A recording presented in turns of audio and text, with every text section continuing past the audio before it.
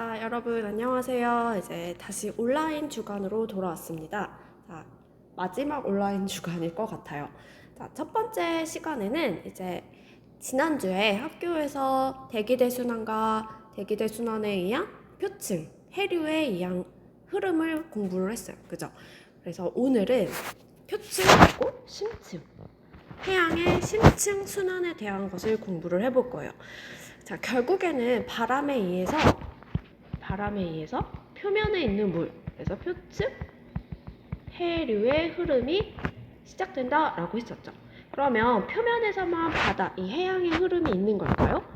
그게 아니라 이제 표층에서 흐르는 물들이 결국에 이제 심층 순환과 연결이 되는 거예요. 그죠? 그래서 오늘은 바로 이 심층 순환과 표층 순환에 어떻게 연결되어 있고, 그리고 심층 순환은 어떻게 처음에 이루어지나 요거를 한번 공부를 해보도록 할게요. 자, 그러면 우리가 지난주에 표층 해류, 그러니까 표면에 있는 물들은 제일 첫 번째 바람에 의해서 움직인다라고 했었죠. 바로 그것이 에크만 수송이었어요. 맞아요. 자, 그러면 이번에 깊은 저 바닷물, 깊은 곳에 있는 바닷물은 어떻게 흐르나? 이것도 원인이 바람일까요? 얘는 다른 원인에 의해서 이제 순환이 시작된다라고 해요. 자, 그거를 이제 한번 알아보도록 할게요. 자, 심층 순환, 심층 해류로 나타나는 해수의 순환을 우리가 심층 순환이라고 해요. 자, 근데 얘는 표층 순환과는 다르게 뭐라고도 표현을 하냐면 열염 순환이라고도 표현해요. 자, 여기서 말하는 열은 온도, 그리고 염은 염분, 솔트. 요거에 의한 열염 순환이라고 한대요. 자, 왜 이렇게 온도와 염이라는 말을 붙였을까요?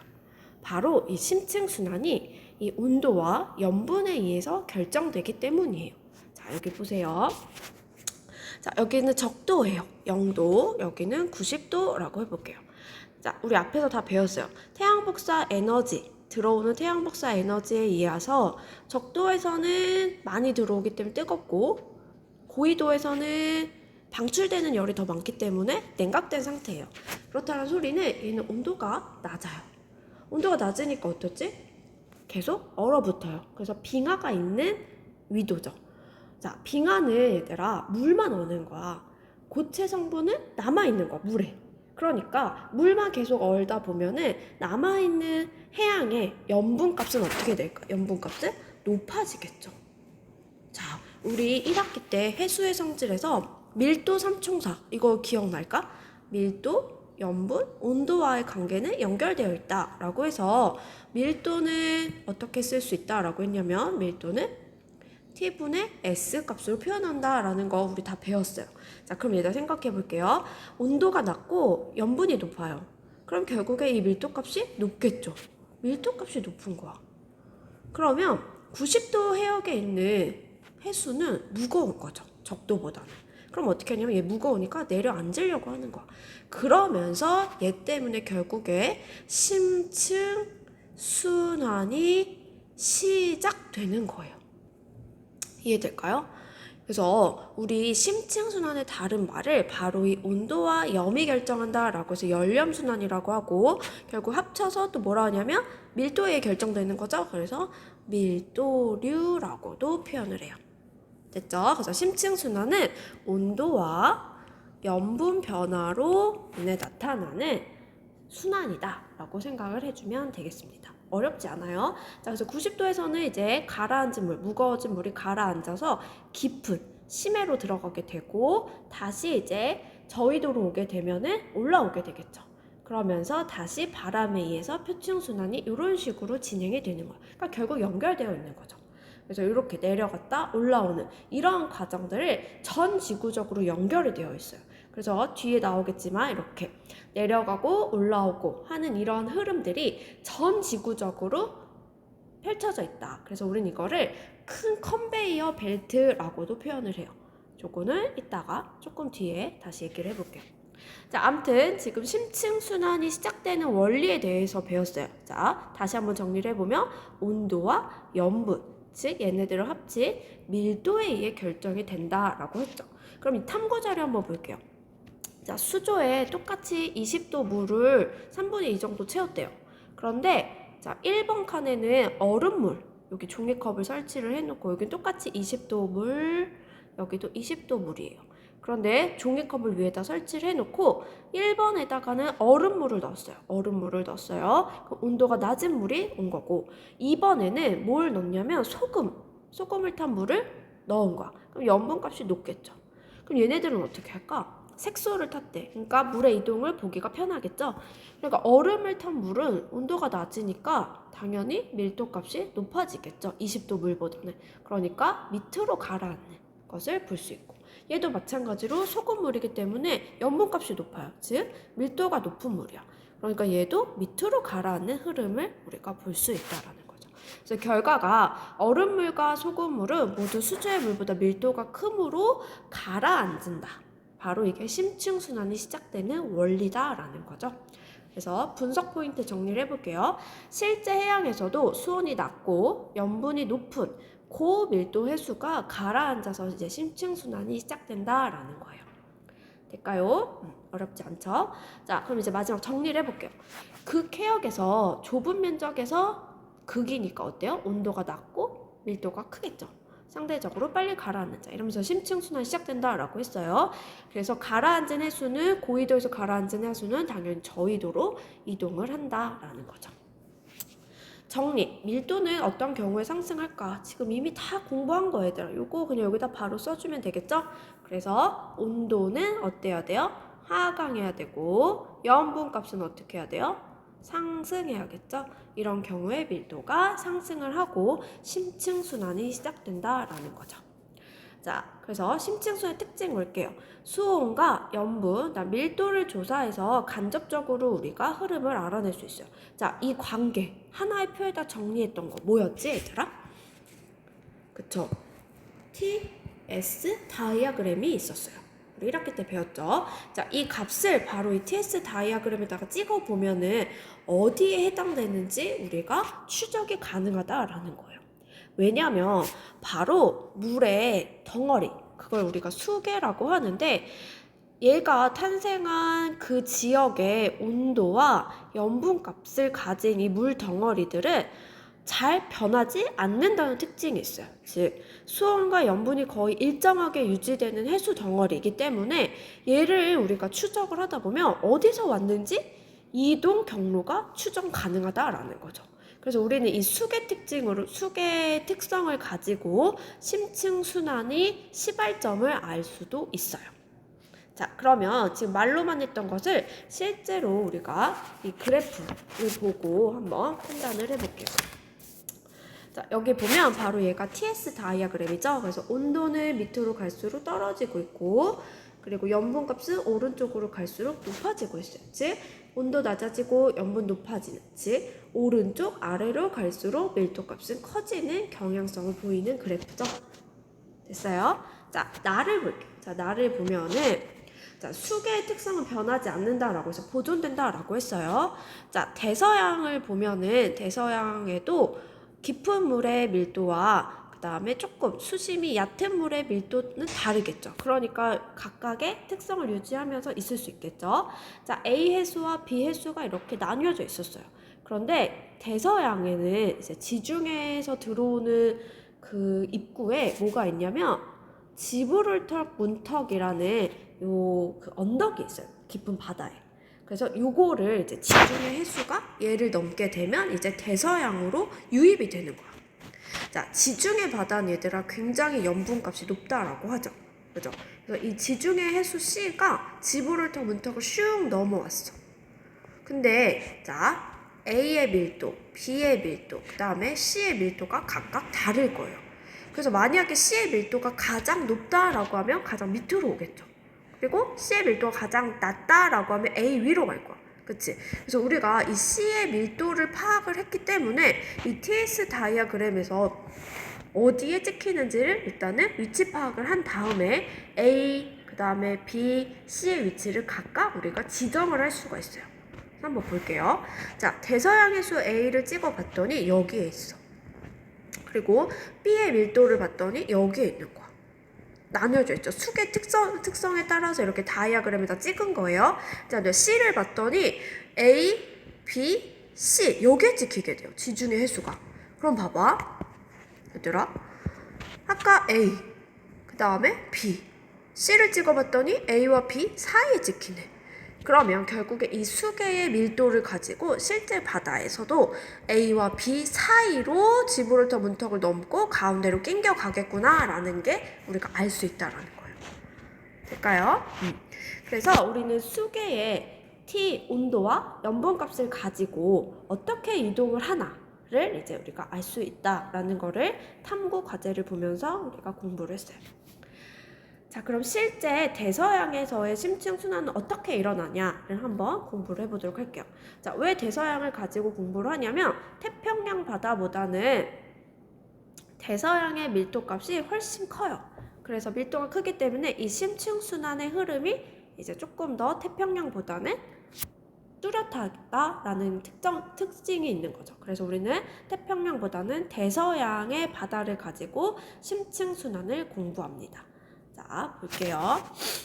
자, 일단은 여기가 어디냐면 적도예요. 영도. 그리고 여기는 남반구, 즉 남반구 80도 위도. 그리고 여기는 북반구예요. 북반구, 남반구, 적도. 됐죠? 자, 근데 이렇게 극지역에는 뭐가 있다 얘들아? 이렇게 빙하가 있겠죠. 됐어요? 그래서 남극 쪽에 이렇게 빙하가 형성이 돼서 밀도가 높은 해안, 해가 어디냐면 외델해라고 있어요. 외델해. 그리고 북반구의 끝은 이제 그린란드, 아이슬란드 요런 이제 나라들이 있어요. 그러면 저위도보다는 아까 선생님이 뭐라 했냐면 고위도로 갈수록 온도가 낮아지고 염분값이 높아지기 때문에 심층 순환이 시작되는 시발점이라고 얘기를 했었죠. 자, 그 중에서도 북반구보다는 남반구에서, 즉 이 외대래에서 해양의 밀도를 한번 살펴보니까 어디 찍히게 되냐면 굉장히 밀도가 높은 곳에 찍히게 돼요.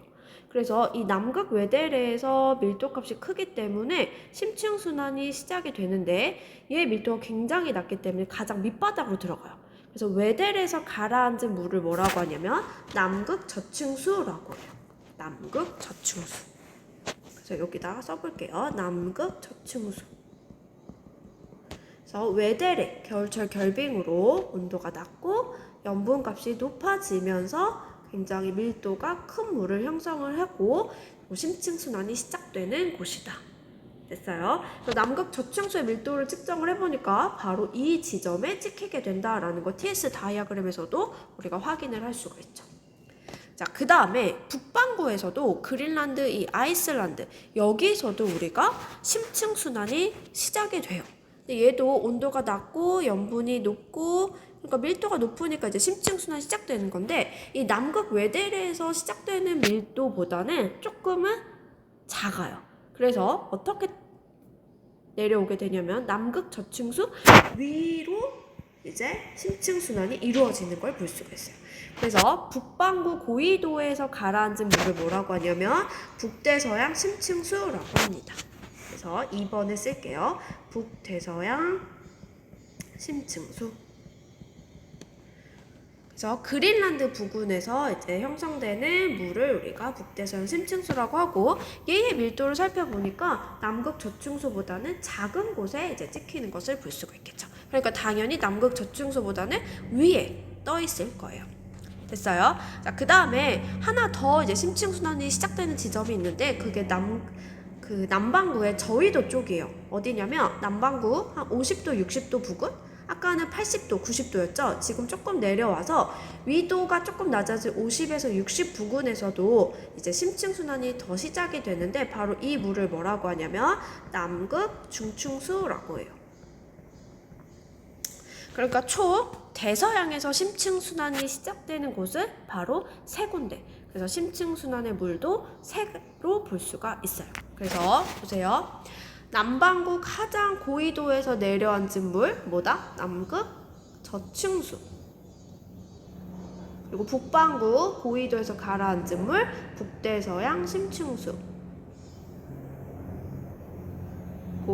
남반구 50에서 60 거의 중위도 부근에서 가라앉은 물 남극 중층수가 있어요. 그러니까 우리 대서양의 심층순환은 이렇게 외워주자. 중, 심, 저. 이렇게 외워주면 대서양의 심층순환을 우리가 끝난 거야. 됐어요? 그래서 남북 중층수 TS 다이아그램 찍어보면 가장 윗부분에 있겠죠? 그래서 밀도를 이렇게 다르기 때문에 각각의 자기 자리로 가서 이제 흐른다라는 거 좀 알아두면 되겠습니다. 되겠죠? 이게 심층순환이 다야, 얘들아. 자, 그래서 마지막.